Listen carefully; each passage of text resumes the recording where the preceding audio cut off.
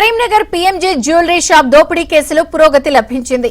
దొంగల ముఠాలో మొత్తం 6 సభ్యులున్నట్టు పోలీసులు గుర్తించారు. ఫీల్డ్ లో 5 ఒకరు మానిటరింగ్ చేశారని, దోపిడీ తర్వాత రాష్ట్రం దాటి వెళ్లిపోయారని పోలీసులు తెలిపారు.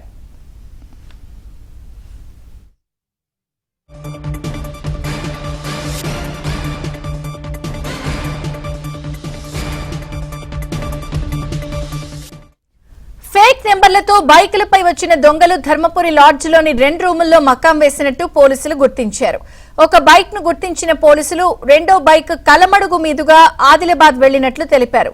మొత్తానికి కరీంనగర్ లో జరిగినటువంటి బంగారు దోపిడీ వ్యవహారంలో పోలీసులు పురోగతి సాధించారు. పీఎంజే జ్యువెలరీ షాప్ దోపిడీ కేసుకు సంబంధించి అప్డేట్స్ శ్రీనివాస్ అందిస్తారు. శ్రీనివాస్. విజయ్ చంద్రిక, మొత్తంగా కరీంనగర్ లోని jewellery shop PMJ jewellery shop robbery case సంచలనంగా మారింది. అయితే పోలీసులు ప్రతిరోజు కొంత పురోగతి సాధిస్తున్నప్పటికీ ఇప్పటి వరకు మాత్రం అసలు దొంగలను పట్టుకోలేకపోయారు. 72 గంటల సమయం దాటిపోయింది. అంటే దాదాపు 3 రోజులు దాటిపోయినా కూడా ఇంకా పోలీసులు అసలు నిందితులను అంటే దొంగలను పట్టుకోలేకపోయారు. జగిత్యాల జిల్లా ధర్మపురిలోని గోదావరి తీరాన ఉన్న ఒక ప్రైవేట్ లాడ్జ్ లో అంటే మేకు సంబంధించి 1వ తేదీ, 2వ తేదీ, 3వ తేదీన ఉదయం 6:30 వరకు 7 గంటల వరకు వాళ్ళు అక్కడే ఉన్నారు.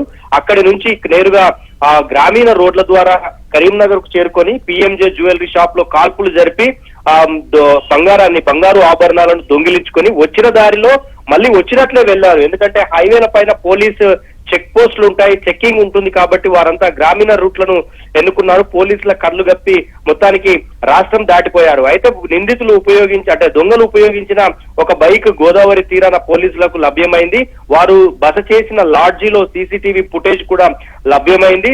మరొక బైక్ ద్వారా వాళ్ళు కలమడుగు నుంచి గోదావరి తీరం దాటి ఆదిలాబాదుగా ఈ రాష్ట్రాన్ని దాటి అంటే దొంగతనం చేసిన రోజే మధ్యాహ్నం 3 గంటల ప్రాంతంలో వారు రాష్ట్రం దాటి వెళ్లిపోయినట్టు తెలుస్తోంది. అయితే పాత దొంగలను కొంత పట్టుకొని ఈ గ్యాంగ్ కు సంబంధించిన ముఠా వివరాలు అయితే కనుక్కుంటున్నారు.